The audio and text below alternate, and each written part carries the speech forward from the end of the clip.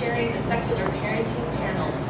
First of all, I wanted to welcome again everyone here. It's nice to see such diversity within the group, especially the men. Welcome. We're so glad that you're here with us. We couldn't be secular parents without the gentlemen, so we acknowledge that. Also, a brief word about Women of Reason Dallas. We are a really fun, very new organization, and we welcome new members. You do not have to be from Dallas. Anywhere in the Metroplex would be just fine. We wanted to name it Women of Reason Metroplex, but then we would have been more. It's a word. So please come to our next meeting. I'm a native Texan, and as a native Texan, I love stories. I'm a storyteller, so I thought today I would start us off with the story of how I accidentally became an expert in secular parenting. Mason was no accident. She was a very planned little girl, and my husband and I were delighted when she came. I've always been interested in education and children. I am a public school teacher. And so when I had my daughter, it was part of my philosophy to encourage her to go out and be very independent, explore the world, and take risks and take challenges. Sometimes you pay a big price for what you teach. So what happened was I actually am a fairly recent atheist. I became an atheist after reading about 10 pages of Sam Harris's End of Faith, which for some reason I didn't really pay much attention to the title. I think I thought it was going to be about end of fundamentalism.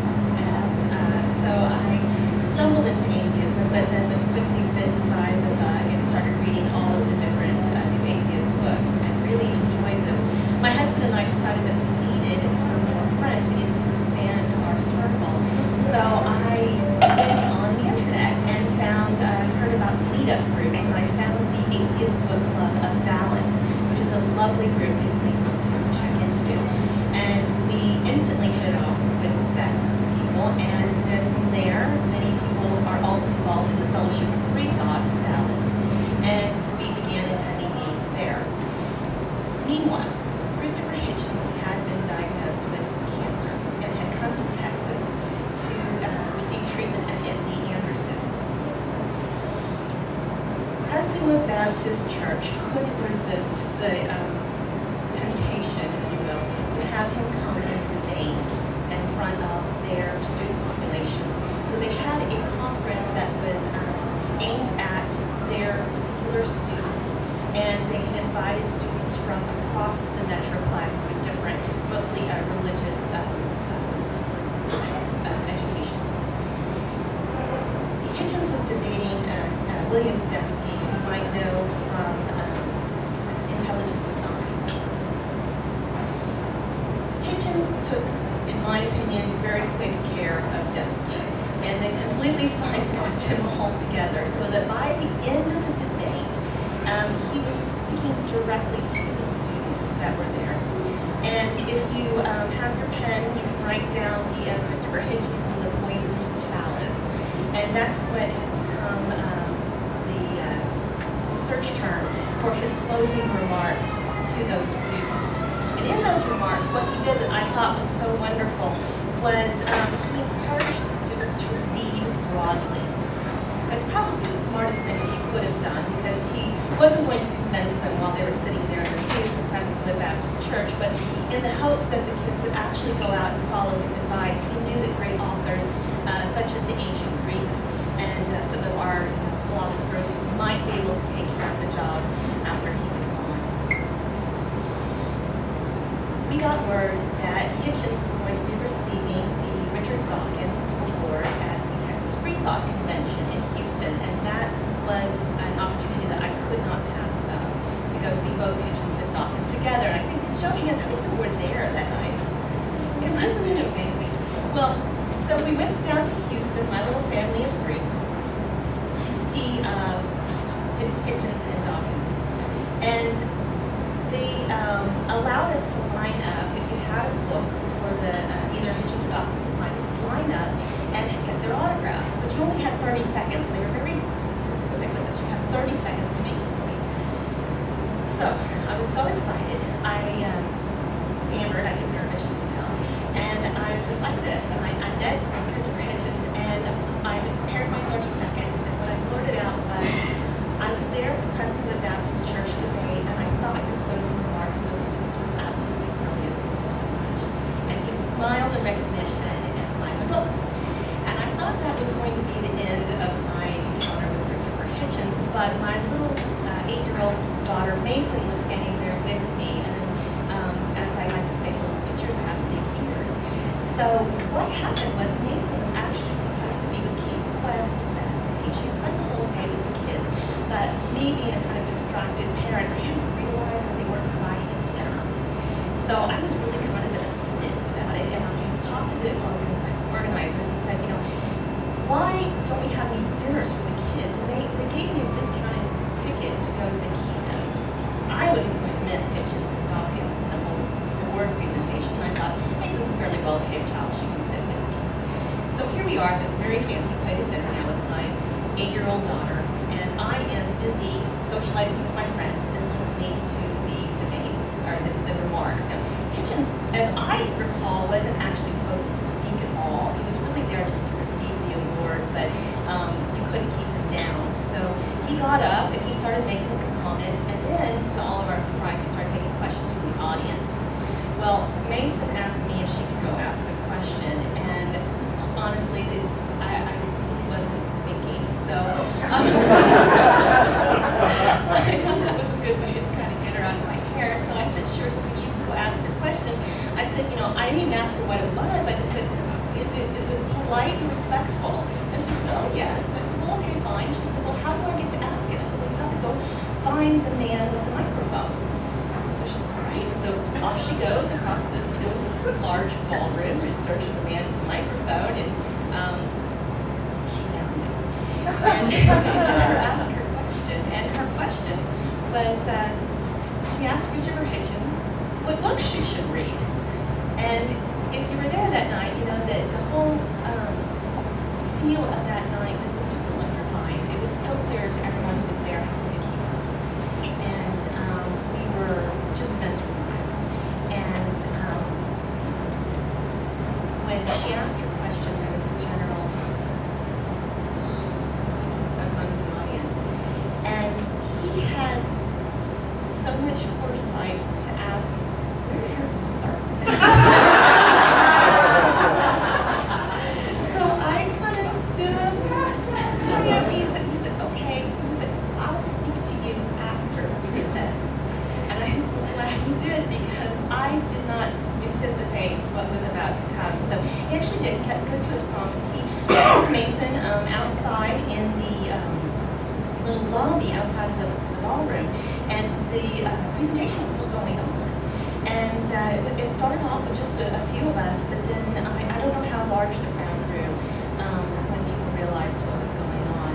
It was filmed, and if you Google my daughter's name, you will find the part of the conversation. And I thought that was all nice and well. What I was really impressed with, though, was the actual interchange that they had. I was so proud of her, and I was just such an idiot. You know, I just sat there. And but she was bright and intelligent and charming, and he was brilliant, and it was really magical to watch happening. Now I had at least wherewithal to grab a program, and I started scribbling just the suggestions and the things that they were talking about. It was just personal notes for me. I'm so naive. I didn't realize how much interest it would spark in other people. So once he left, he wished us well, and I was suddenly swamped by other people wanting to see the list.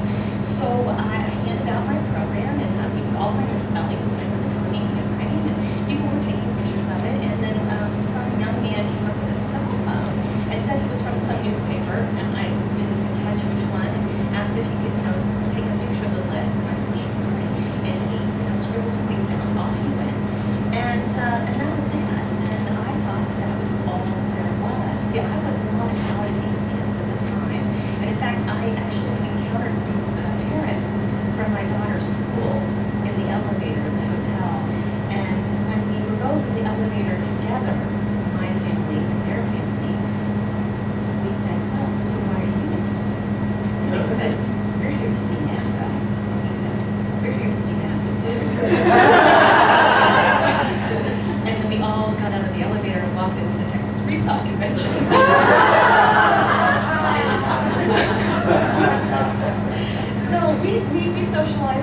evening, really rather naive about what was going to happen. I will tell you another side story real fast. Is that I did see Dr. Dawkins there, and he was drinking his Corona with the lime still on the side of the glass.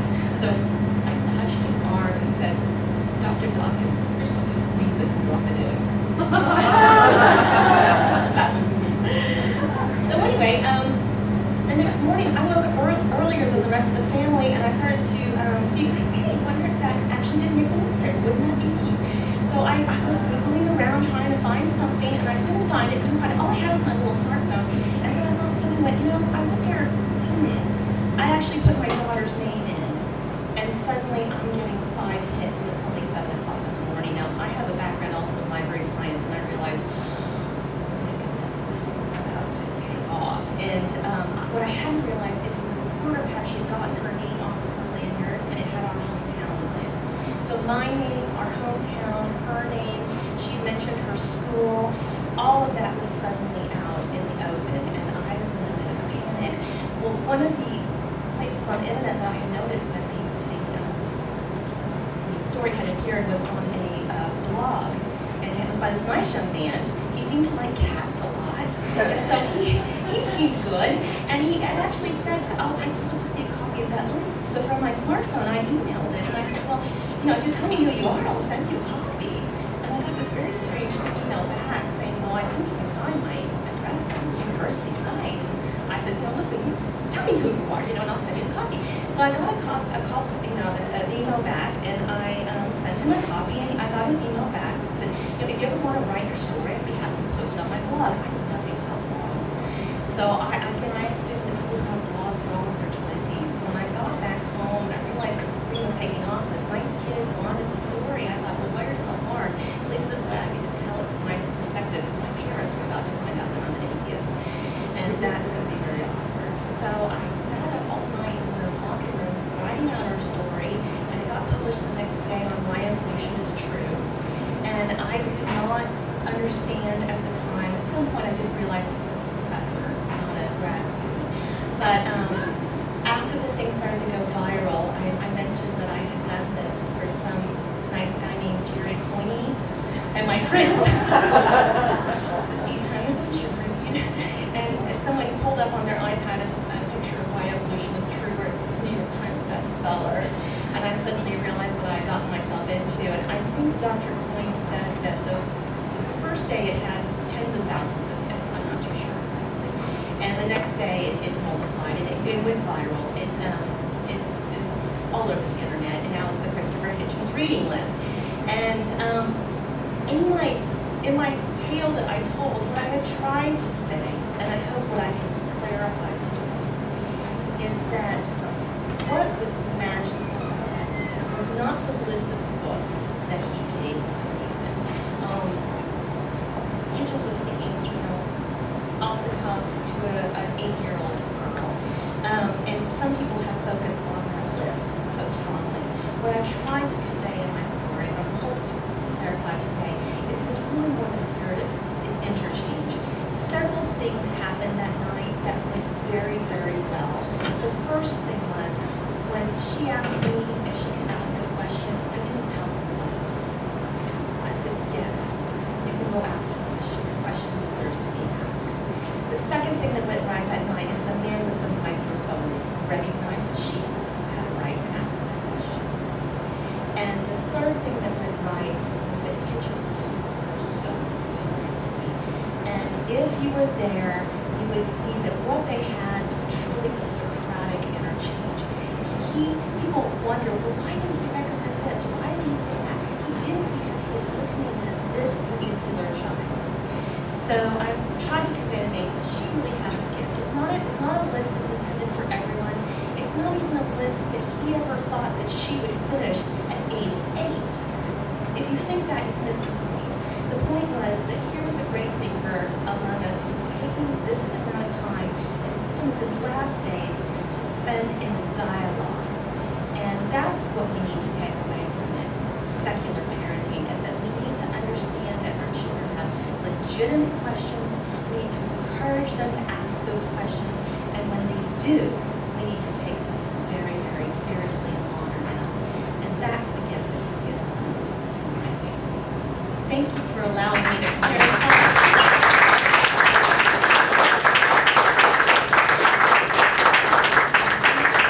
So now I'm an expert in secular parenting. So I have a couple of slides. I just really want to talk to you briefly about, because of my experience, was asked to, in part, because I know all these people, I'm now on the board of directors for Camp Quest, Texas, which is a wonderful resource if you have children. This was our third Camp Quest, Texas this year, the first of two that were overnights. Next year's is already in the planning. We are either going to have it the week of the 4th of July or the very first week in August. That's still up for debate, but we do have a location. We are going to be going back to Camp Grady Spruce, which is where we were this year. If you go to the next slide. This is a picture of Possum Kingdom Lake, which is where the camp is hosted.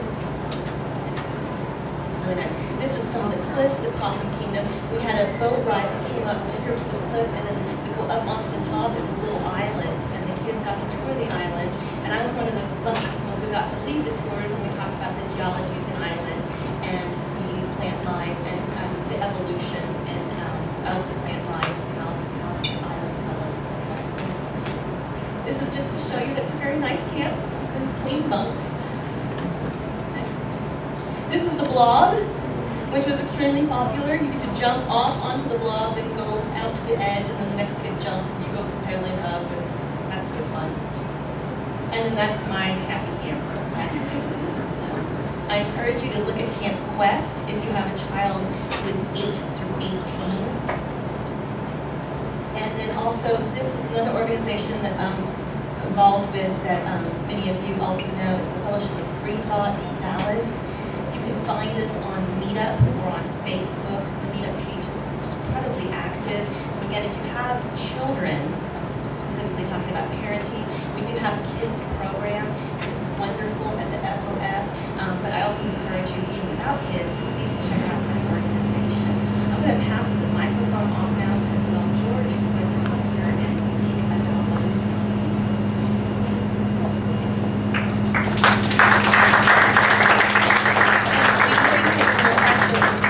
So I'll be going to the audience to collect your cards. Thank you.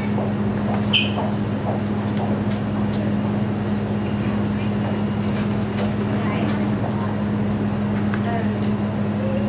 So I was kind of thrown into secular parenting world as well, not in such a dramatic way as Anne, but more of a slow climb and then all of a sudden jump. I am a fairly new parent. My daughter Sonia was born in May of 2011. No, thanks. My daughter Sonia was born in May of 2011, and she's 16 months old now. So, and she's my only child. So I don't I have a long way to go in my journey of parenting.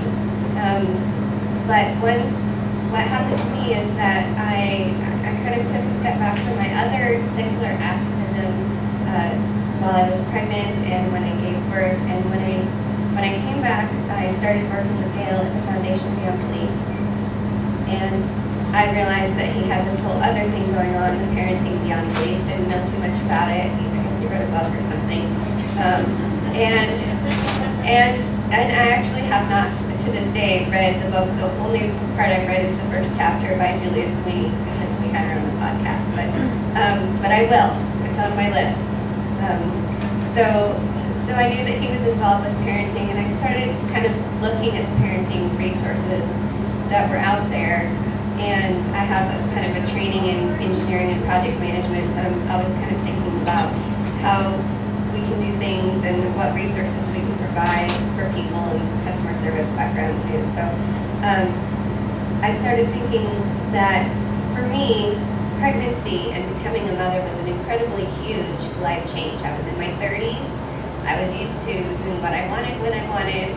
I was used to only having taken care of myself. I had only been married for a year when I became a parent. And so it was a very big change for me. And when I was pregnant, I would go onto the birth boards a lot. And I would post, and I would see people posting about this or that, or I'm nervous about my prenatal appointment. oh, you know, what do you guys think about this particular, you know, the stretch mark butter and stuff like that. And there was all this, you know, when someone would say, oh, I'm really nervous about my prenatal appointment, you would hear, well, pray about it. You know, God has a plan, so on and so forth. There was an incredible amount of religious speak on the birth boards. And I really wanted to create an environment especially for mothers, for women who go through that physical change of carrying a child, because that was my experience. I realize not everyone becomes a mother that way, but and giving birth and then becoming responsible for this tiny human being. So I talked to Dale and I said, I want to make this group for mothers, and he said, okay. So I did. I went on Facebook and I created Mothers Beyond Belief, so I can officially say I am the creator of Mothers Beyond Belief. And what happened was incredible, because in the first week, and Hemet posted about it on his blog, Friendly Atheist, and that certainly helped, but in the first week, hundreds of people joined. In the first month, I think we had 700 people join. It was like this influx of people, and when they came, they would post and say, oh my gosh, I'm so, and the relief would flow out of them, like, thank you for this group, I can't believe this is here, this is wonderful. And people would, it was incredibly active, there were a lot of posts, and people would post and say, you guys, I'm totally addicted, I can't get off Facebook. And so now, I created it in October of 2011, now it's not even a year later, and there's almost 1,300 women or people who identify as mothers on the group. So also what happened from that is that the Dads Beyond Belief group was created. There was definitely a need as well out there for dads and those who identify as dads. So we created that, and there's about 350 people in the Dads Beyond Belief group. And I have done a little bit of work with Dale doing webinars and things with Parenting Beyond Belief. And when I did that, a lot of the feedback was, this is kind of another resource that's in the works for parents, but as I was doing that, we got a lot of feedback that, well, it's difficult for me to attend that time, this time, or that time. So I thought, oh, well, let's make a podcast, because people can listen to that whenever they want.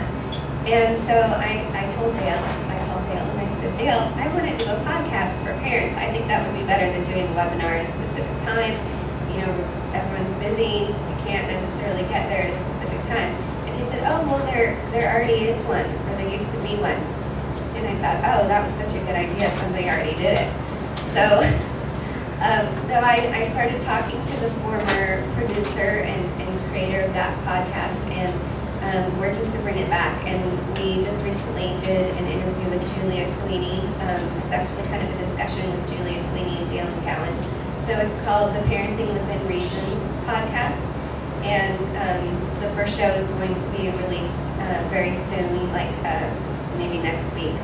So we're very close.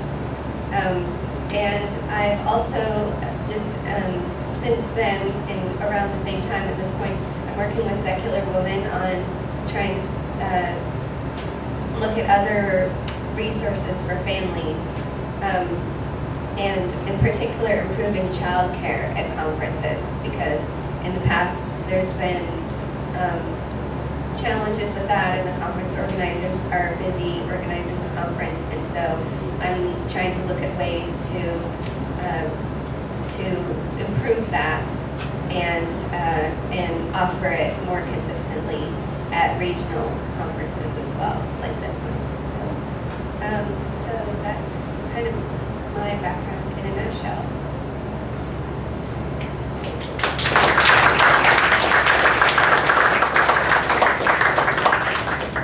Next up we have Jamye Carr. Jamye is a science teacher, and she wants to speak specifically to teaching, but she is also a new mom with a 1-year-old. I did want to mention briefly too that we are taking a list of all the various links and resources, and we will be posting them on the FOF Dallas organization site, so you'll have access to all of that there.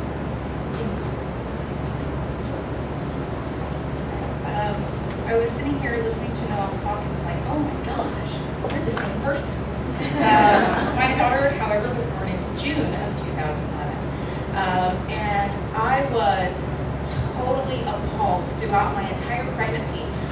discover the amount of absolute nonsense food that is available online for pregnant women. And what scares me the most is that as a parent, I suddenly found myself particularly vulnerable to beliefs like that. Because as a parent, for the first time, I have felt amazingly vulnerable in that I am responsible for that little human that was running around in between your legs earlier.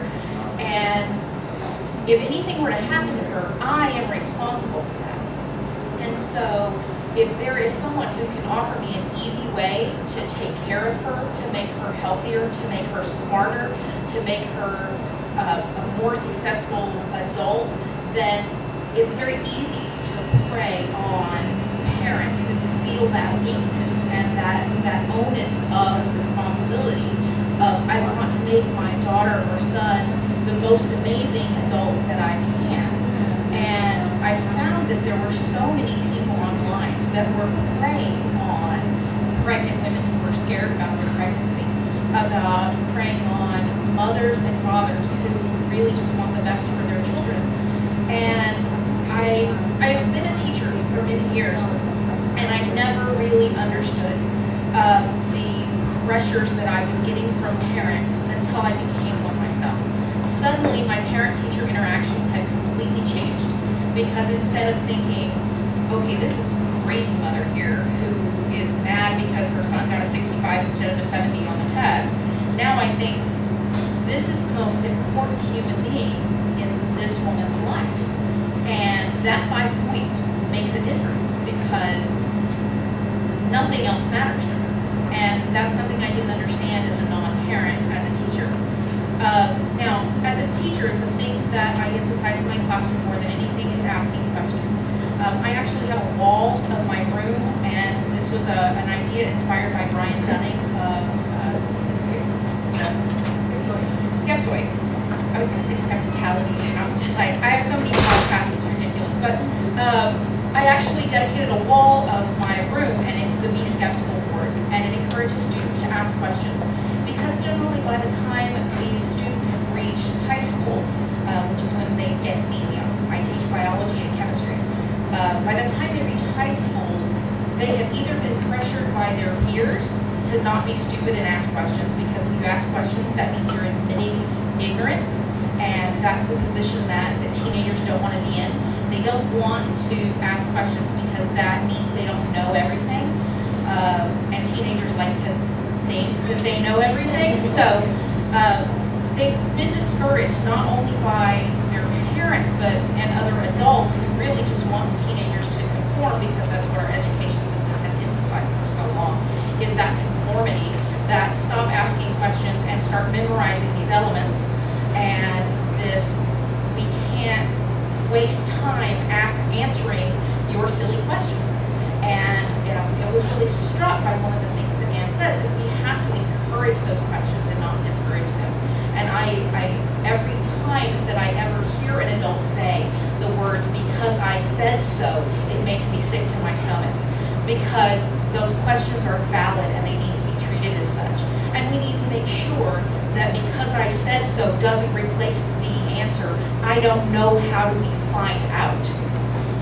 And that's what it is. That's what you're saying. When you say because I said so, you're saying I don't want to take the time and effort to explain to you my own ignorance. And it's what I see all the time. And it discourages our kids, because those of you who have toddlers, that have kiddos that are in that 3 to 6 or 7 age range, you know that there is no stopping them from asking questions. So why are my teenagers who have more knowledge, more content awareness, not asking just as many questions? Their number of questions asked should go up, not down. And that's not what we're seeing. It's not what we're seeing in education, and it's not what we're seeing from our own kids. And so we need to be aware as parents and as simply members of society that when a child comes to you and asks you a question that sounds ridiculous, or that you don't know the answer to, that you don't fall back on that, well, just because it's doing a disservice to the children out. So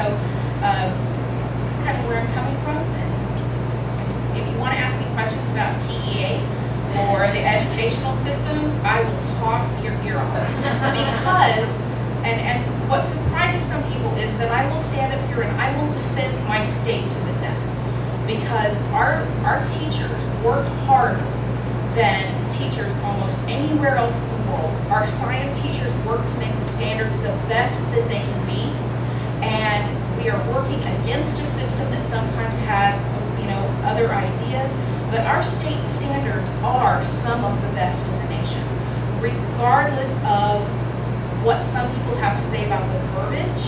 When you look at the state standards in science that were released just a few years ago, the verbiage in there supports evolution, supports critical thinking. All of those things are in our standards. Now, just because some GOP politicians go forth and say, well, critical thinking really shouldn't be taught in school, it is. It is being taught in school. It is in the standards. And the problem that I see is a lot of people that attack the state of Texas, that attack our educational system, but they aren't aware of what's happening in the classrooms. And the teachers are fighting a good fight. And I don't know of many teachers that aren't fighting that good fight.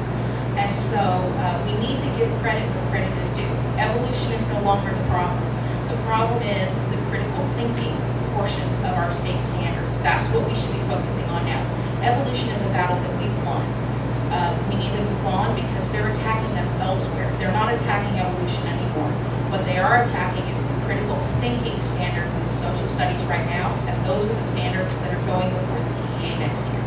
So we've got another 7 years before we have to worry about science again, but we certainly need to start working on our social studies and other standards that often get overlooked. Again, if you want to talk about this with me, pull me aside and say, hey, I'm concerned about education in the state of Texas, and I'll explain to you what you should be concerned about because it might surprise you, okay?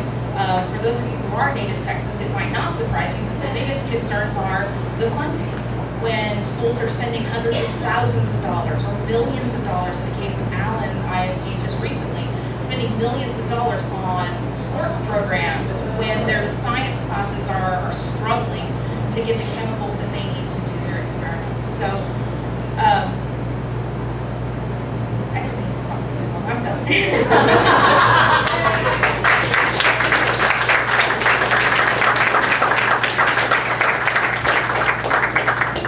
Just an amazing group of women to start the conference with. We are so lucky to have wonderful teachers like Jamie in the classroom and the resources that Noelle is bringing to us. We do have several questions, and so I'll just kind of start off here, and but as things progress, we'll just keep going. So I'm interested in having a dialogue at this point. Yeah, if you guys want to come on up here, and then we can kind of field some of these. The first thing is I was listening to Jamie speak was I wanted to emphasize that critical thinking begins at home. So if the child is coming into the classroom and is not capable of critical thinking, then that's already we've got a problem. So one of the things that I always do with Mason is I listen to her, I repeat back her thoughts to her, I reword them and try to make them into a good statement and encourage her to ask those questions. Right now, and this is what I would tell to the young mothers who have children who are about to become speakers. Once they start speaking, they never speak long. And I tell you, I have listened to some very interesting one-sided conversations in my drives around town. One of the ones that I remember the most was why it was really important that Sleeping Beauty's dress be pink and not blue. This thing went on for about 20 to 30 minutes, and it was absolutely hilarious. But what was so important was I had nothing else to do but listen to my daughter, who was about 3 at the time, tell me about this. And she was very passionate about it. And I listened and I participated in the conversation. And I've had multiple conversations like this now. So that now she's 9, and she told me the other day, she says, Mommy, you know what? I can tell you anything. And you really listen to me. I like that. And I thought to myself, brilliant. Because what I'm thinking in the back of my head is that's the kind of relationship that I need to foster with her when she's 6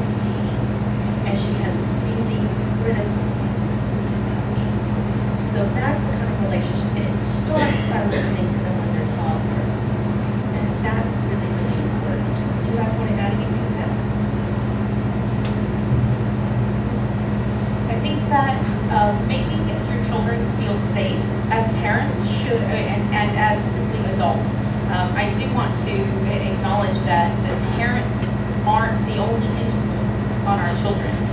The adults that surround my daughter are the ones that she's going to end up looking up to. It's not just me. And part of being a secular parent doesn't just involve your own children, but other people's children as well. And so if my daughter comes up to you and asks you a question, I would hope that you don't brush her off any more than you would brush off your own children. So I think having children isn't really necessary for being a good secular parent. It should be being a good secular role model for all children. And just being able to give them a safe environment where questions are not a negative thing, where asking questions is a positive thing that results in positive feelings and a positive experience, so that questions don't become that, oh, why won't you just shut up kind of thing. Even if we ever feel that way, we can't ever give our kids the feeling that we're exasperated by them. I want to use the example of my mother. When I first brought my daughter home, I had to change her diaper the first time, and it kind of freaked me out because it was like, oh my God, this is the most disgusting thing that I have ever done. And I used to dissect animals for a living, right? Like, oh God. And my mom is like, you cannot act that way because she will have a negative experience. She'll know that you don't like to do this, and then she'll be ashamed of her body, or she'll be ashamed of having her diaper changed, and it'll be a negative thing for her. And it rang true to me that questions are the same way. That if I respond in any way negatively, my daughter will feed off of that emotion from me. If I am dismissive or I am annoyed, then she'll pick up on that, and that is going to lead to her not asking questions as often as I would like for her to. Okay, well, I don't actually have a talker yet, so my personal experience with this is, with my daughter, is a little bit limited, but I do think that when they're really young and they're starting to explore the world physically, that we can kind of lay the groundwork for an exploration. And so it doesn't just start with when they start talking. She is saying a few words, but definitely no questions yet. So what I've tried to do is really limit my limitation of her exploration. So I try to give her safe places to move around. I try to encourage her to open things, like open cupboards. If it's not safe for her, then I have a latch on it and she just can't open it. That way I don't have to tell her no. When we do tell her no, we tell her not for Sonia, or we tell her danger, and we do the hurt sign because we sign with her. And signing, I've found, has been a really good way to encourage her to communicate. And I try to use certain language to make sure that she feels free to communicate, even though she's not speaking and asking questions. For example, if a child is upset, sometimes you hear someone say, "You're okay," or "It's okay." And I feel that that is kind of telling the child what to feel, or telling the child that their feelings don't matter. And I think this is important for boys and girls, because I think this happens all across the gender spectrum. But if you say, "What's wrong?" even if she can't answer, I try to say, "Oh, are you upset? What's wrong?" I ask questions. So I'm trying to lay the groundwork for exploration later. And we have seen some things on the Mother's Board as well about people doing some of these ideas I got from the Mother's Board. And I don't think I mentioned earlier that the Mother's Board I started it for pregnant and new moms, but it grew to all secular moms. There's grandmothers on there, there's mothers of teenagers. So I just want to make sure that that point is clear, that it's for all secular mothers, including those that are interested in becoming mothers. So, just for clarity, what Noelle is talking about too is baby sign language, and it really is an amazing thing. We did that as well with Mason.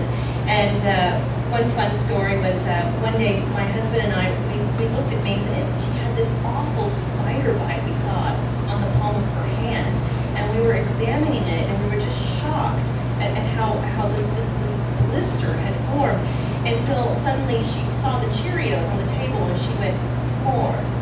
And then we realized she'd actually given herself a blister from signing more so much. So they really will learn it. It's an amazing thing, and it's a great way to encourage that communication from a very, very early start.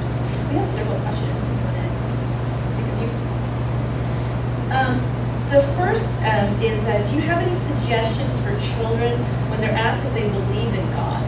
My oldest is 9 years old and has been asked this twice in the last year, and has told children asking that it wasn't appropriate to talk about gym and karate. That's where the questions were asked. She said that she was scared that they asked her, but she didn't want to lie, and so she said she believed. Is that wrong? Or I get it wrong? Not say. Oh, sorry. But she just said it's not appropriate. She just said it was not appropriate. Okay, so the child was asked if she believed in God. She didn't want to lie, so instead she just skirted it by saying it's an inappropriate time to talk about that. That's a really mature response to it. That is an incredibly mature response. And I was just thinking, that's exactly what I'm going to tell my daughter to say. That is, but being an appropriate time to talk about it, I think is a very mature response. But there are some times, especially when you're dealing with 5 or 6 or 7-year-olds or teenagers even, where their peers aren't going to accept that. Because while it's a very mature response from them, you can't expect a mature response from other people's children. And so my concern would be, well, my answer to your question, I have no idea. But my concern would be, you can't expect other children to respond in the way that we would as adults to that question. And so there might be some pressure from other kids, and maybe Noelle has a better answer. We don't have a 1-year-old, so we're like, oh crap, I didn't even think about that. What are we gonna do?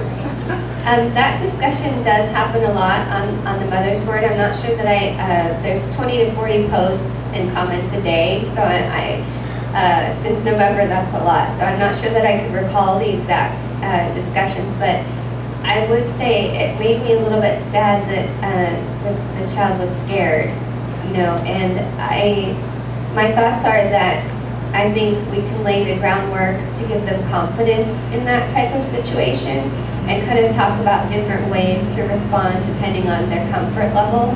So for example, and you know, role playing in various trainings that I've had in different corporate things, they talk about role playing sometimes, and we can do that, like, you know, pretend that your child is the one asking the question, and then you respond, and then you switch roles, and then you can see what things are like, and it's things like that that will give the children confidence to answer the question. And I do think it was a very good response if the child doesn't feel comfortable talking about it. It's perfectly okay, and we need to help them understand that it's okay to say, I don't really want to talk about that right now, or that, you know, wow, let's talk about it some other time because we're in karate right now and I want to like kick people and stuff. So, you know, we can give them the tools to respond, and also if they do feel comfortable in a different setting, I think that it's important to teach them that it's nothing to be embarrassed about. It's nothing to be ashamed about. Like that feeling of being scared. You know, we should work to achieve a confidence in what we believe, and that we are the role models for our children. So if we do have situations where we're uncomfortable revealing our non-belief, let them see that, but let them see that you handle it with confidence, and they will as well, I think. One thing I try to role model in my relationship with my daughter is responding, I don't know. And parents tend to be big know-it-alls. And so, for example, you know, mommy, you know, I want to eat chocolate cake for breakfast. And instead of saying no, I say, well, you know, let's refer to some other expert about this. Let's give your doctor a call and see what she says about that. I remember one time having an appointment with the pediatrician. Jason was about 3 years old. No, younger than that, maybe about 2. And at the end of she was very good with her. She direct her statement to my toddler. And at the very end, she said, well, now, are there any questions? The doctor looked over at me and I said, I do have a question. She said, okay. I said, is it ever okay to eat your boogers? And the doctor looked at me and she started to laugh. And she said, no. And I said, even if they're a little bit yummy. So again, it's just getting the child to refer to an expert, but even doing something like that is getting the parent to say, I don't know. It's another appropriate response to the do you believe in God question that might kind of skirt some of the conflict is, I don't know, as opposed to, I don't. I mean, they really don't. I'm not saying that they shouldn't stand up for their own beliefs, but simple, I don't know, and then just move on to another topic. There's another question here that actually segues really well into this. It says, young teens are afraid of being singled out. They want to fit in. How do we be out or non-normative without triggering angst in the kids? And my first thought about this is someone who is a 9-year-old who's dealing with some of the issues that we were just talking about, who is now transitioning into becoming a tween and then a teen, is that our children need a sense of community. We need a place to go and be with other kids that are like them, which is again why I'm so passionate about Camp Quest and also our youth program with the Fellowship of Freethought. I remember one time this summer at Camp Quest we have a discussion hour at the end of the day where it's all different ages, all different groups of campers come together, we have a mass discussion. And I remember one little boy who had been very withdrawn who finally raised his hand to ask a question, and his question was, why do they all hate us? And that sprung such a response among the campers of some kids who were ready for that fight, and they, were just they were very out with their friends, and then others that likewise had been living kind of quietly and very scared. And that's why I encourage to make sure that your children get out into the community, find other free thinkers with kids, because there are a lot of us out there. That's what I learned on that elevator in Houston. That there are people right here, right next to you. They're already your friends. We just haven't here in Texas. We're so scared to tell people. When Mason's story came out in the paper, I had people coming up to me from, I thought everybody who was, over 50 would, just hate me. And I couldn't believe the grandparents that were coming up going, that was just brilliant. We just enjoyed that so much. So we've got to start not to be afraid to meet. I was going to shill for Camp Quest because one of the conversations that I've taught the youth group at the Fellowship of Freethought before, and this is a conversation that these young people have often. And I was thinking, if we don't have an answer to how do you deal with your peers, because it's been 30 years since I've had 5-year-old peers. So I don't really know how a 5-year-old might respond to my daughter if she goes and says, I don't believe in God. But those other 5-year-olds might, or those other 8-year-olds might, and being able to talk to other children who are in a similar situation made them feel so different in a sense of community.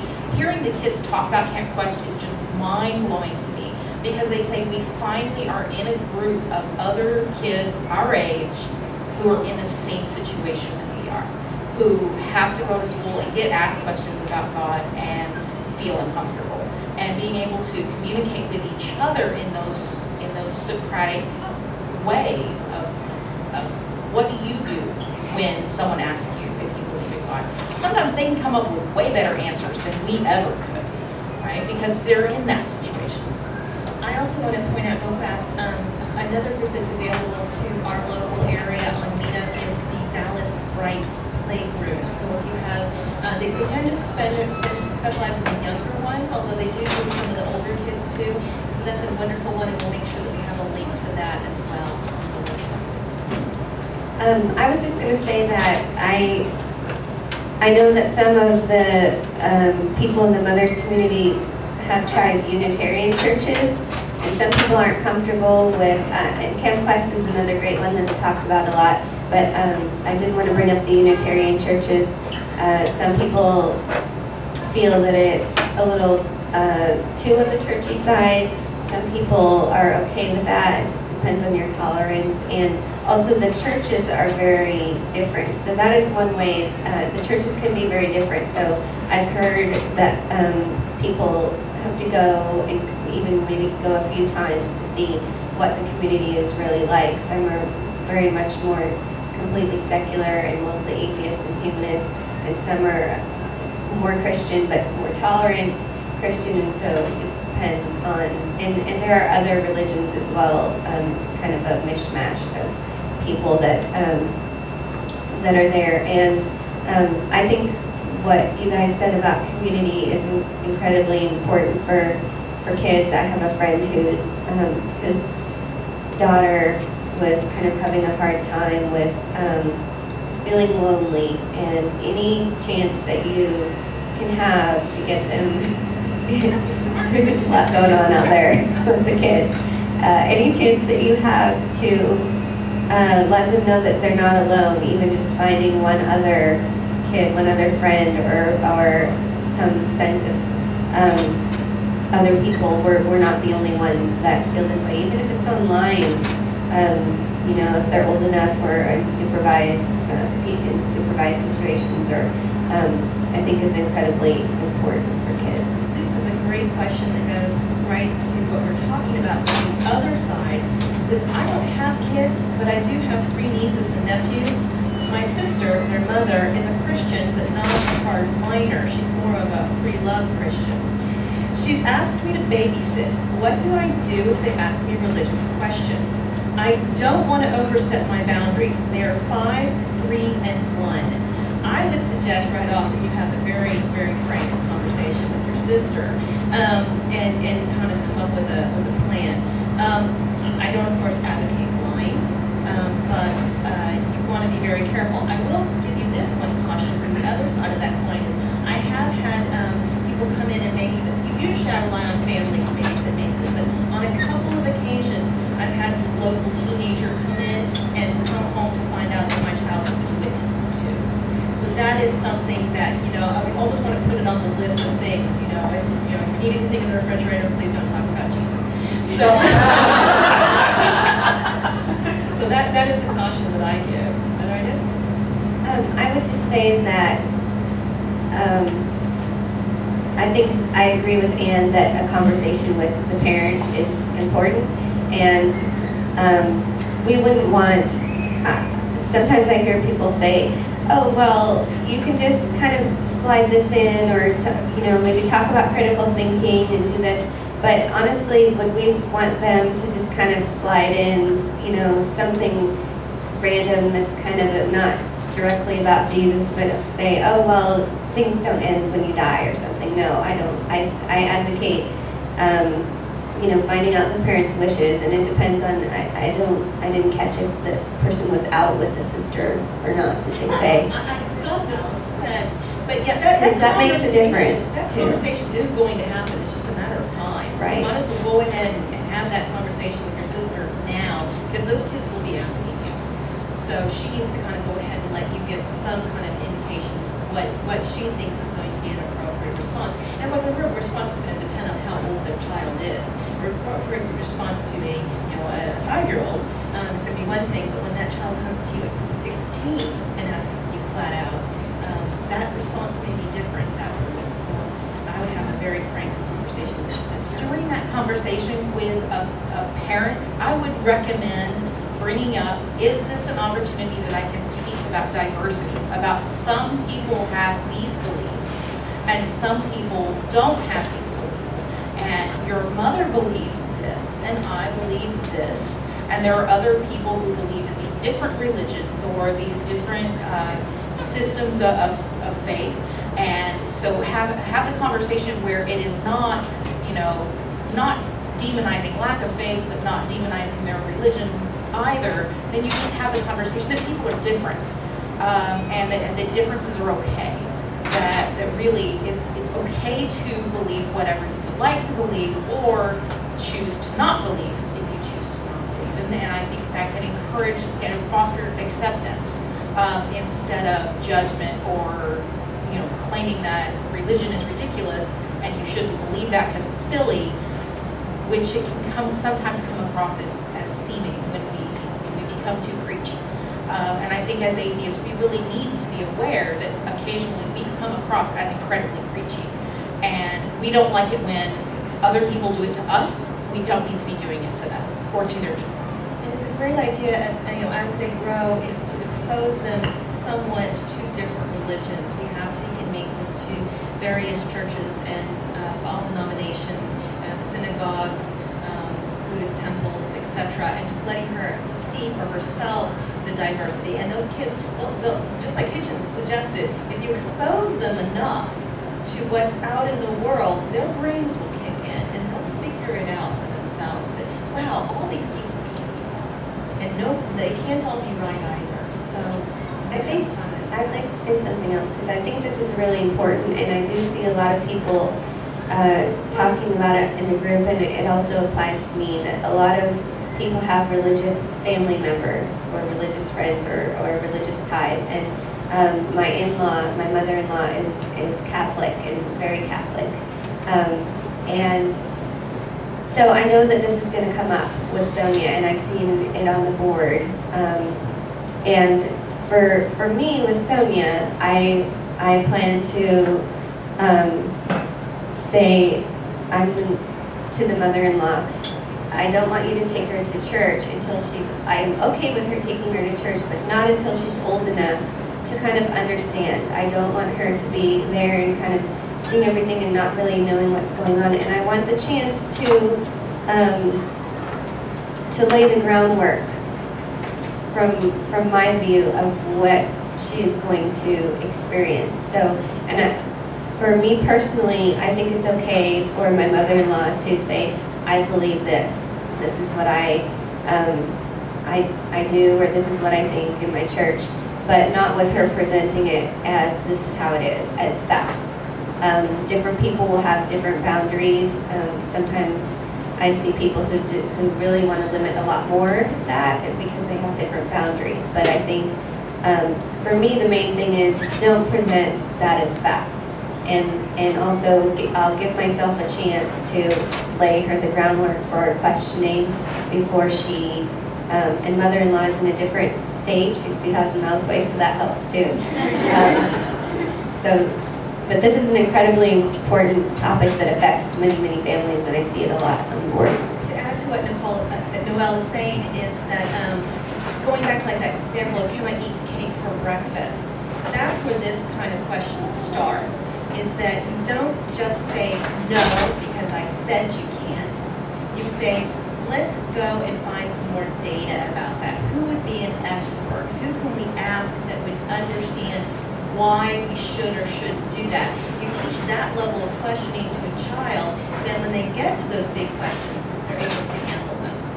We have another question. There's two that are asking about books. And I feel like I am the declared expert on book lists. So books about skepticism, feminism, atheism, evolution, cosmology. The first question is, would I purchase, or would we purchase a book such as that? Of course we would. There needs to be more. There needs to be a lot more books for us to purchase. But, however, there are an awful lot of good things out there.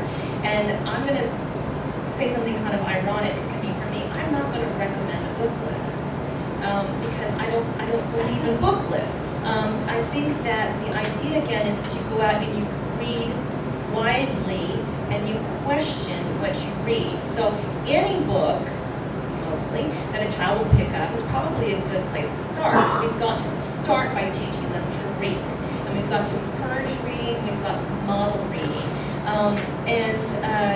The greatest resource you have is your public library, and the greatest resource that you have within that library is the librarian. So go and talk to those people, befriend those people.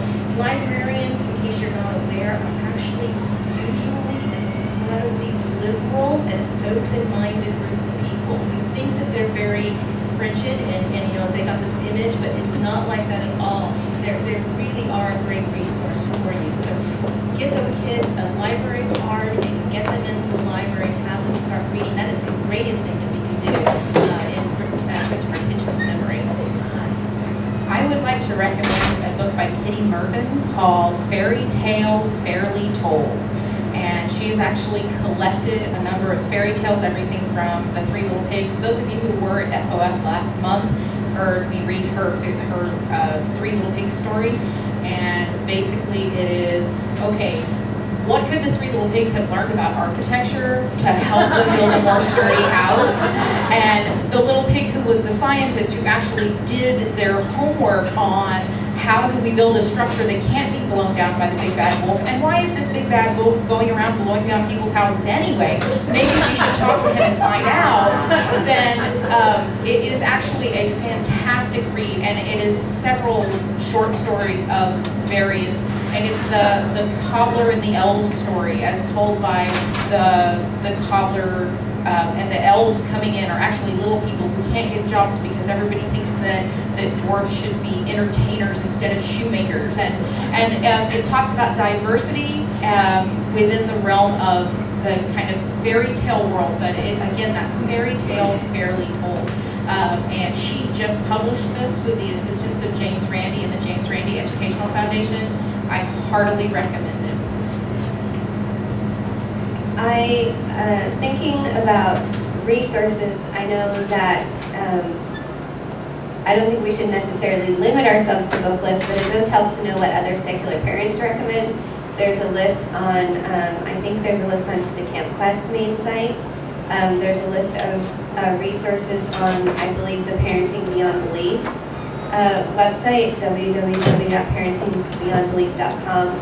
There's also a couple book lists in Mothers Beyond Belief that the community members have recommended for different ages. And so I think that those are good places to pull from to find books. So on the same vein, we can't shelter our children from the general pop culture that's out there. So I had this great idea when I was a young mom. I said, I am never going to show her a Disney movie. They are just too commercial. I do not believe in that. And of course, you know, there is just no way you're going to keep them away. So what we've done instead is we talk about them. The one that gets me the most white-knuckled is Snow White. I just hate Snow White. What is wrong with this girl? I mean, she knows the evil queen is out to get her. The dwarves tell her not to open the door, and the first thing she does is open the door to the first evil-looking hag and eat something. And so Mason and I, we just love to make fun of that. And so that's the other tool in your toolkit that you need, is to let them go out and read all of the other stuff, because they're going to want to identify with their peers. They're going to want to have read the stories that the other kids have read. Just be ready to talk about them. One source that Jamie mentioned, which she just totally turned me on to this a couple weeks ago, but Mason's been watching for a longest time, actually, is My Little Pony. Oh. My Little Pony is freaking fantastic. I mean, that is like critical thinking at the height. I mean, they're like little skeptic ponies, and it's just, they even have dyed hair. You know, so you've got to check out My Little Pony. But there are so many neat resources that are just within the pop culture that you can begin to talk about. Another personal favorite of ours is, of course, The Big Bang Theory. It's got a lot of sexuality in it, but that opens up some discussion for us about, you know, what do we feel comfortable with? You know, is this okay? But it is reality, and so, but we love the fact that it just glorifies nerds. So I'm always looking for ways to get her, you know, into that nerd culture. So can I just say, made me think of something. Well, first of all, we love The Big Bang Theory, so I just have to get that out there. And the other thing is, my aunt, when my cousin was young, and she's 16 now, she didn't want her to have anything pink. She didn't want her to have any Barbie. And, you know, I think that looking at that, and then my cousin ended up wanting Barbie desperately. And I think if we take something away, it almost makes them want it more. And so I think having a philosophy of adding in, like for example, with girls and boys, sometimes there's the idea of girls' toys and boys' toys, and boys shouldn't play with, you know, wear dresses or whatever, and girls want pink things, and so on and so forth. And So what I would like to, and have been doing with Sonia, is to add things, to just let her play with whatever, and just make sure that the things that I prefer are a little more available, and that things that I don't are, discussed when the time comes. So. And the first part of Freethought is free. It's freedom. So we gotta let them have that free exploration. I think that's a huge portion, and I wanted to thank you. One of the big things was when I was growing up as a kid, I wanted a G.I. Joe doll more than anything in the whole wide world. And my grandfather would bought me every Barbie in the Barbie line. I had an entire collection of Barbies. And my mother couldn't afford the G.I. Joe dolls, but she would buy me the little clothes, and I'd just chop off the Barbie's feet, like shove them in the G.I. Joe boots. And so I had the punkest Barbie dolls ever, because I would chop off their hair, and man, they were army Barbies, right? And I think that's absolutely okay. My daughter and I are actually in the process of modding out about 50 My Little Pony toys that we bought, because they're My Little Ponies from Generation 3, which are like all super girly and pink, and we're painting them. And you can buy them. I bought 50 ponies on eBay for 50 cents a piece, and we're just gonna chop their hair off and braid it or dye it or do whatever to make them unique and more diverse. And so it's something that I can't have a discussion with her about right now, but can I give her finger paints and a pony and just have her go to town? Absolutely. And then that can be a discussion that can happen later, but I want to not necessarily dress my daughter all in pink and flowers, and because I get so sick of pastel colors that it just drives me nuts when I try to buy my daughter clothes. I'm like, I like yellows and blues, and so you might see my daughter running around in incredibly boyish clothes. Well, that's because it has a dinosaur on it. Dinosaurs rock. So I don't want to put my daughter in a box that says, this is my daughter and she's going to be a girly girl. My husband is, hella convinced that we just need to punk rock her out, pierce her as much as possible, give her some tattoos, and then when she rebels, she'll be like, perfect. Because she's going to rebel against what we have instilled in her, because that's what teenagers do. And she's going to be straight-laced and a straight-A student because we've instilled in her that she needs to go out, drink, party, pass out, great, and with tattoos and piercings, right? So that's my husband's theory, is we just need to create someone who's going to rebel into what we want her to be. So, but as you guys have already seen, though, especially those of you who go to FOF and see my daughter running around making friends, my daughter doesn't really know a stranger, and as long as she's within eyesight, I do allow her to explore, probably more than most people are comfortable with. And often I see people trying to get my daughter to go back into the room or pick her up or try to hurt her, and I'm like, no, just let her explore. She's safe. She's in a safe environment, and I want her to be able to, see stuff. If she's in danger, I'll watch her, but I do want her to be able to feel like this is a safe environment and I can explore, so that when I explain to her, no, sweetie, we're not going to go outside and walk across the street because you're 1 year old, and that actually means something. A brief word about the princess culture, because that's coming your way if it hasn't already, is kind of what Noelle was saying before, is to add something too. I tried to forbid the princess culture, I really did, but she wanted to go girly girl on me, and I just had to follow along. So what I did was I just added. I said, do you want to see a picture of a real princess? She said, oh, yes, Mommy. So I pulled up Princess Anne on the internet. She wasn't so sure anymore.